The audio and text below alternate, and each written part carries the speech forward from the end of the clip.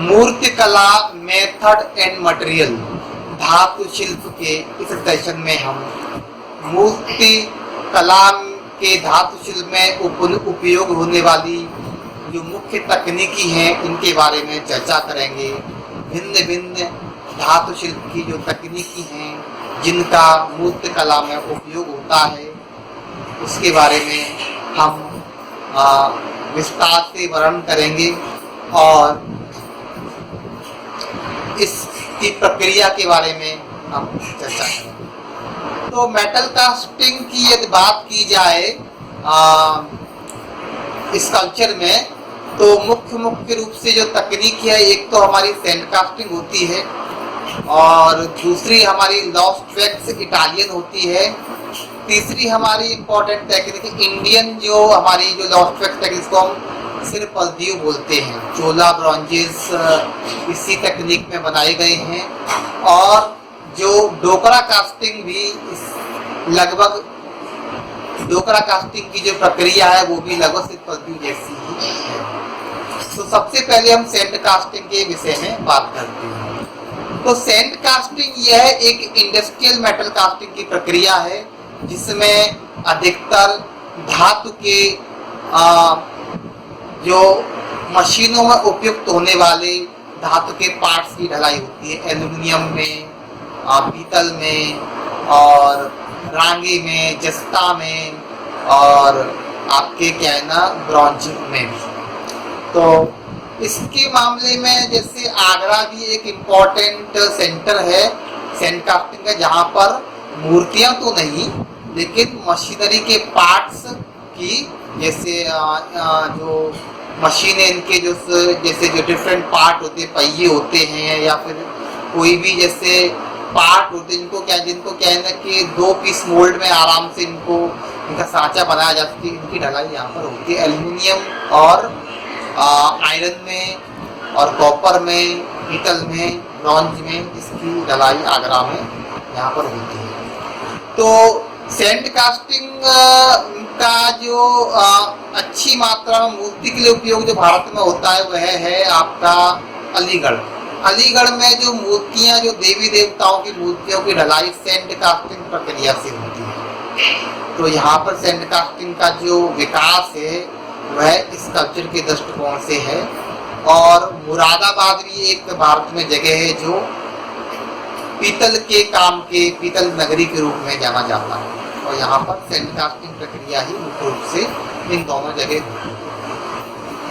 तो sand casting के बारे में अगर मोटा एक समझना चाहें तो हम सभी को याद है कि हम जैसे बरसात के समय जो घर में जो बालू घर बनाने के लिए जो घर के कंस्ट्रक्शन में जिस बालू का इस्तेमाल होता है उसका ढेर लगा होता है, तो बरसात के मौसम में ये सैंड गीली हो जाती है, उस पर हम चलते हैं तो ये हमारे क्या है ना पैरों के इम्प्रेशन इस पर बन जाते हैं या फिर हम कभी इस पर हम इम्प्रेशन बनाते हैं, पैरों से खेलते हैं।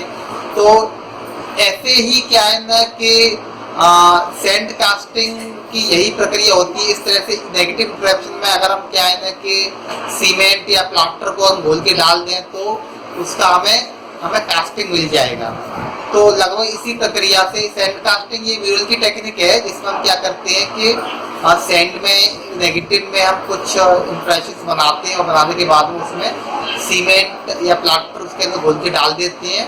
तो जब सीमेंट पर जम जाता है तो उसे निकाल कर धो देते हैं। तो सैंड कास्टिंग ये म्यूरल की तकनीकी है।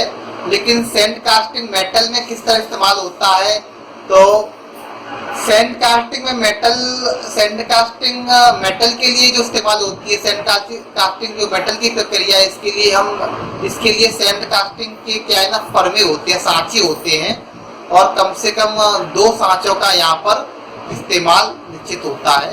तो इसमें सबसे पहले सैंड जो हमारा बोरिंग का जो जब कहीं पर भी हेड पंप या समर लगती है तो बोरिंग का जो रेत निकलता है, जो सबमर्सिबल लगाते हैं तो बोरिंग करते हैं, जमीन में बोरिंग से जो रेत प्राप्त रेत बहुत ही फाइन क्वालिटी का रेत होता है। तो उसको छान के उसमें अंडी का तेल और जो गुड़ का सीरा ये मिक्स किया जाता है जिससे उसमें हल्की सी चिपचिपाहट आ जाए, उसमें प्लास्टिसिटी थोड़ी बढ़ जाए, इसमें जो भी हम शेप बनाए वह फाइन तरीके से बना रह जाए। तो इस तरह से हम अंडी का तेल और जो फाइन बालू होती है और उसमें थोड़ा गुड़ का सीरा मिला के, ये आगरा में ही मैंने ये पता किया था। तो इस तरह से सैंड कास्टिंग का जो आगरा और अलीगढ़ में इस तरह से वो बेसिक जो सैंड को तैयार करते हैं वो बहुत ही फाइन होता है। उसमें कोई भी क्या है ना कंकड़ पत्थर है कोई भी और पूरा कचरा नहीं होना चाहिए, छान के एकदम बारीक होता है। और इस सैंड को जो इसके सांचे होते हैं वो मेटल के बने होते हैं। तो एक फ्रेम होता है जिसके अंदर सैंड को भर लिया जाता है। भरने के बाद में कोई भी सिंपल, जैसे फॉर एग्जांपल कोई हमने कोई बोतल ले ली, बोतल जैसा कोई सिंपल फॉर्म जिसका 2 पीस में मोल्डिंग आराम से हो जाएगा, तो उसको क्या है ना इसमें उसमें आधा धसा दिया जाता है। आधा धसाने के बाद में इसके ऊपर हम फिर फ्रेंच चॉक पाउडर ये कपड़े में भर के रखते हैं। फ्रेंच चॉक पाउडर से उस पर उसके ऊपर क्या है ना हल्का हल्का उस पर डाल देते हैं फ्रेंच चॉक पाउडर, जिससे क्या है ना कि एक सेपरेशन बन जाता है।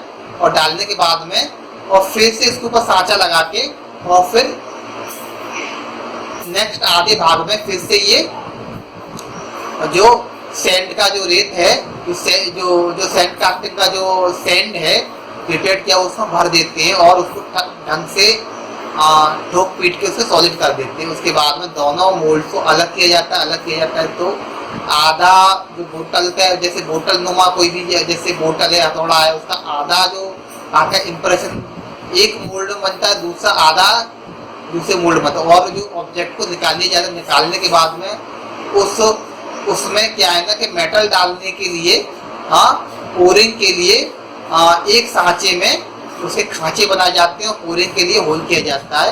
और होल करने के बाद में और उसके अंदर कचरा ढंग से साफ करके और कोई भी जगह त्रुटि है इसको ठीक करके सांचों को द्वारा बंद किया जाता है। बंद करने के बाद में और फिर इसमें धातु को गर्म करके, वो चाहे एल्यूमिनियम हो पीतल से गर्म करके इसमें डाला जाता है। डालने के बाद में जो इम्प्रेशन है, तो इम्प्रेशंस जो बने हैं दोनों साइड के उन दोनों मोल्ड के अंदर इन दोनों सांचों में, तो उसी रूप में वो क्या है ना वो कैविटी में मेटल घोल के डालते हैं, पिघला के डालते हैं, तो वह ढल जाता है। ढलने के बाद कुछ मिनटों बाद वो ठंडा हो जाता है। उसे हम सांचे को हम क्या है ना अलग कर लेते हैं और रेत को अलग करके उस ऑब्जेक्ट को हम एज इट इज प्राप्त कर सकते हैं। तो सैंड कास्टिंग बहुत ज़्यादा अंडरकट्स नहीं लेके आ पाता है और अंडरकट्स लाने के लिए इसकी मूर्ति की ढलाई जो अलीगढ़ में होती है उसकी भी एक अलग प्रक्रिया है। तो वो क्या करते हैं कि जहाँ अंडरकट्स के एरिया वहाँ पर क्या है ना कि अलग अलग पीसेस में सैंड के ही जो और ज़्यादा फाइन सैंड के क्या है ना ब्लॉक्स का इस्तेमाल करते हैं। तो वो इसमें क्या है ना कि जो सैंड कास्टिंग के मेन मोल्ड है दो पार्ट में होता है। वो तो मदर मोल्ड के रूप में काम करता है, उसके अंदर जगह जगह ब्लॉक्स होते हैं। वो भी उसमें क्या है ना पीली मिट्टी को लेके वो बनाते हैं जिससे कि वो ज़्यादा सॉलिड होते हैं सैंड की तुलना में। लेकिन क्या है ना कि वो जगह जगह पीस मोल्ड का काम करते हैं और मदर मोल्ड की तरह काम करता है ये सैंड कास्टिंग के मेन जो सांचे हैं। तो इस प्रक्रिया से वो थोड़ी डायमेंशनल अगर मूर्ति भी हो तो उसको भी वो प्राप्त कर लेते हैं। और पीस में मूर्तियों की ढलाई सैंड कास्टिंग से होती है, तो वो भी पीसेस में होती है। पीसेस में होने के बाद उनको बाद में आपका वेल्डिंग किया जाता है। गैस वेल्डिंग से वेल्ड करके फिनिशिंग की जाती है। रेती और ग्राइंडर की सहायता से फिनिशिंग करते हैं, फिर रेगमाल से फिनिशिंग करते हैं। उसके बाद में उसको बफिंग या फिर सर्फेसिंग ट्रीटमेंट किया जाता है। तो यह एक सैंड कास्टिंग की मोटी प्रक्रिया रही। और इसके बाद हम बात करते हैं तो सैंड कास्टिंग की मूर्ति बनाने में जो है कि बहुत ज़्यादा डिटेल्स, बहुत ज़्यादा डायमेंसिटी, बहुत ज़्यादा अंडरकट्स अगर होते हैं मूर्तियों में तो सैंड कास्टिंग का इस्तेमाल नहीं कर सकते। यह एक लिमिटेशन है। और सैंड कास्टिंग की जो मूर्ति है पीस बल्कि हमें कोई लाइफ साइज आजकल इतने भी एक्सपर्ट जो सैंड कास्टर्स हैं जो पूरे लाइफ साइज या फुल फिगर जो पब्लिक का उसको भी सैंड कास्टिंग में कर देते हैं, लेकिन तो वो पीस में, तो पहले जो मूर्ति फाइबर बनाई जाती है, फाइबर बनाने के बाद में उसको टुकड़े किए जाते हैं, टुकड़े उसके ऐसे किए जाते हैं कि वो क्या है ना कि फंसे ना, या फिर फंसने वाले भी हों तो उसमें पीस मोल्ड का इस्तेमाल करके टुकड़ों को अलग अलग करके सैंड कास्टिंग के द्वारा ढाल लिया जाता है पीतल या ब्रॉन्ज में। डालने के बाद में उन सबको वेल्डिंग कर लिया जाता है।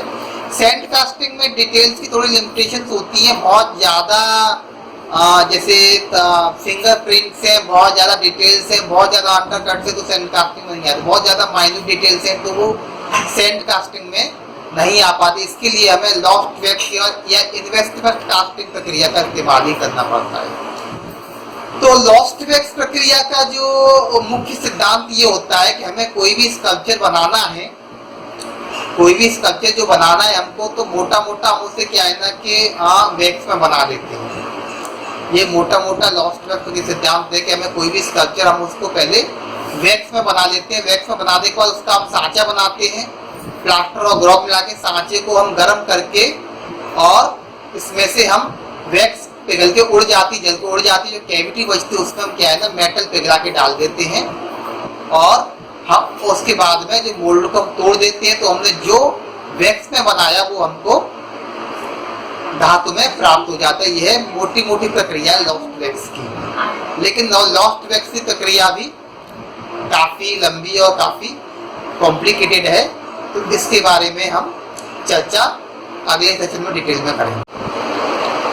मूर्तिकला मेथड एंड मटेरियल के इस सेशन में हम लॉस्ट वैक्स मेटल कास्टिंग की इंडियन टेक्निक्स के बारे में बात करते हैं।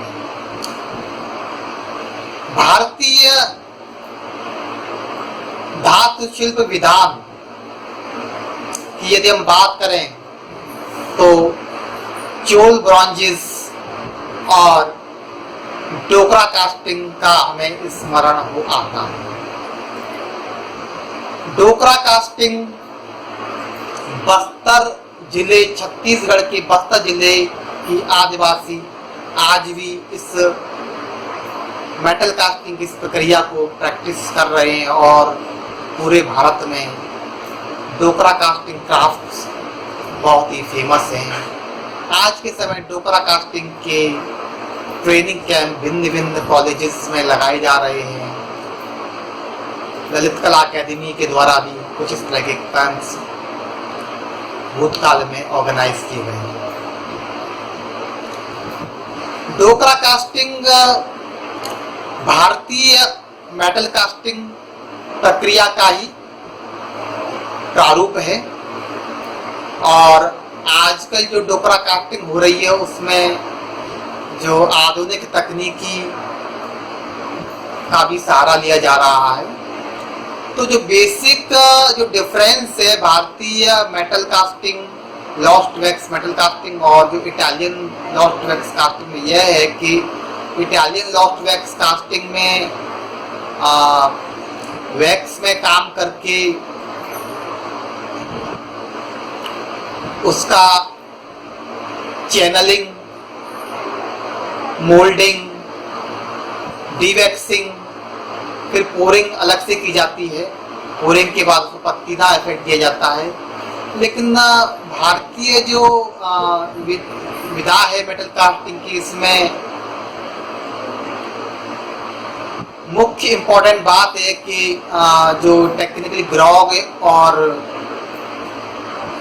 प्लास्टर का इस्तेमाल ना करके मॉडलिंग के लिए जो मिट्टी के भिन्न भिन्न प्रकार के लेपों का इस्तेमाल किया जाता है। कोर बनाने के लिए सबसे पहले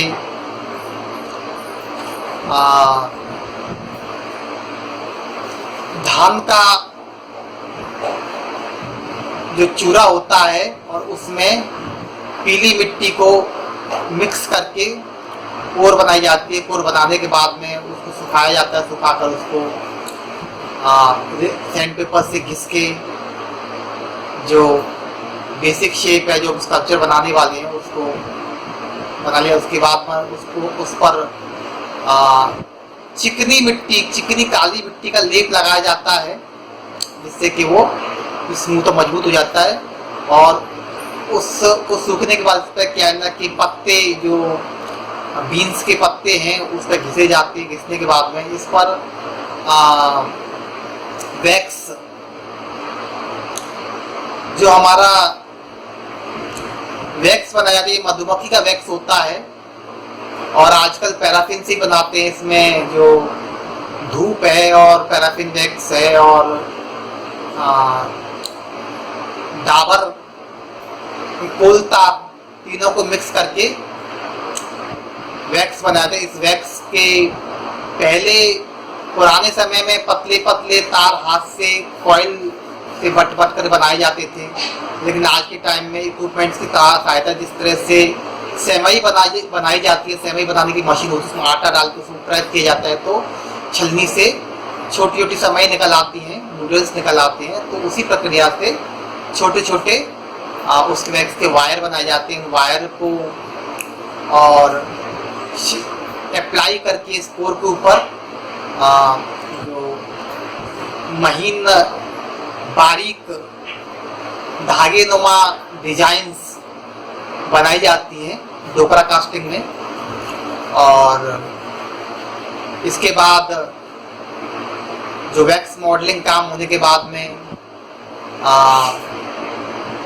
इसके ऊपर चिकनी काली मिट्टी की एक लेयर लगाई जाती है, जिससे डिटेल्स इसका अच्छे से फाइन आ जाए। उसके बाद में फिर इसमें जो दीमक का जो घर होता है, दीमक का जो टर्माइट क्ले होती है, टर्माइट जो दीमक का जो बमीठा होता है, दीमक का, तो उस मिट्टी का उपयोग किया जाता है इसके ऊपर लास्ट में लगाने के लिए, जिससे मोल्ड को मजबूती मिल जाती है। और वो लगाने के बाद फिर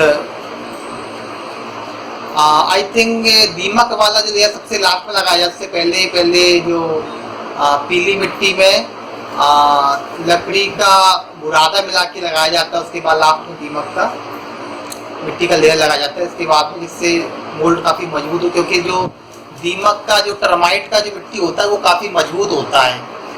और उस मिट्टी को लगा के उसको सुखा लिया जाता है। और साथ में इसके जो चैनल्स वो फिट कर दिए जाते हैं। चैनल्स फिट करने के बाद में इस पर पोरिंग के लिए एक पुल रखा जाता है और राइजर भी इसमें लगा दिए जाते हैं। तो इस प्रक्रिया से आज के टाइम में और इसमें आज के समय इसमें पोरिंग करते हैं, लेकिन पहले के टाइम में जो रॉ मेटल है वो इसके मोल्ड के साथ ही रख दिया जाता था अंदाजे से, उसकी क्वांटिटी के अनुसार। और इसके बाद में इनको कोयले की भट्टी से पकाया जाता था। पकाने के बाद में जो मेटल अंदर होता था वो अपने आप ही पिघल कर और गर्म मोल्ड में वो वैक्स अपने जल के उड़ जाता था और जो मेटल अपने आप पिघल कर इसमें प्रवेश कर जाता था। और प्रवेश कर जाता है, इससे जो वैक्स में हमने जो फॉर्म बनाई वो हमें एज इट इज मेटल में प्राप्त होती है। बाद में मोल्ड को ठंडा करके तोड़ देते हैं और कोर को बाहर निकाल देते हैं। इस तरह से ये डोकरा कास्टिंग की प्रक्रिया है। और सेम प्रक्रिया हमारा जो सिरपर्द्यू नाम की जो मेटल कास्टिंग प्रक्रिया है वो भी सेम ही है। सिरपर्द्यू बेसिकली फ्रेंच वर्ड है जो अंग्रेजों ने भारतीय मेटल कास्टिंग पद्धति के लिए इस्तेमाल किया, सिरपर्द्यू। तो ये चोल ब्रॉन्जेस हैं, चोल ब्रॉन्जेस सिरपर्द्यू टेक्निक से बनाए गए हैं। और इस तकनीक से बड़े बड़े life size metal casting, one piece metal casting भी किए गए हैं। आप जैसे यदि हम इतिहास में देखें तो मोहनजोदड़ो की नर्तकी के बाद सेकेंड सेंचुरी से लेके 5th सेंचुरी तक मेटल कास्टिंग की प्रैक्टिस भारत में हुई है। आपका सुल्तानगंज का बुद्धा और आपका जैन में आदिनाथ की मूर्ति और आपका कुछ चतुर्मुखी जो विष्णु की मूर्ति, ये कुछ हमारे इस 2nd to 5th सेंचुरी के बीच के कुछ उदाहरण हैं। और ये बड़े ह्यूज साइज की सक्सेसफुली ब्रॉन्ज की मूर्तियां बनाई गई हैं। तो इसलिए हम कह सकते हैं कि हमारे देश में मेटल कास्टिंग बहुत ही उन्नत रहा है। और चोल शासन के समय में दक्षिण भारत में पल्लव डायनेस्टी के टाइम पर जो चोल शासक थे उन्होंने मेटल कास्टिंग का बहुत ही ज़्यादा उपयोग किया है। और ब्रॉन्ज कास्टिंग में पंच धातु, 5 धातुएं, सोना चांदी भी, क्योंकि देवी देवताओं की मूर्ति अधिकतर नटराज की मूर्ति बनाई गई हैं पंच धातु। और अलग अलग जो हिंदू देवी देवताओं की मूर्ति जो चोल काल में बनाई गई तो उसमें अलग अलग जो अलग मूर्तियों के क्या है ना कि दिव्य प्रपोर्शंस होते थे उसके मटेरियल के। उसमें पंच धातु, अष्ट धातु, सप्त धातु, उसमें तांबा, जस्ता और निकिल के अलावा रांगा है, एल्यूमिनियम तो अंग्रेजों के समय से भारत में आया, रांगा है, अन्य धातुएं, सोना चांदी तक धातुएं यहाँ पर कुछ कम मात्रा में मिलाई जाती थी। इस तरह से ये मुख्य डिफरेंसेस है हमारी जो इटालियन मेटल कास्टिंग प्रोसेस और इंडियन मेटल कास्टिंग प्रोसेस में हमारी सिर पर दी जो चोल ब्रॉन्ज की जो टेक्निक है, और दूसरा जो हमारा डोकरा कास्टिंग। तो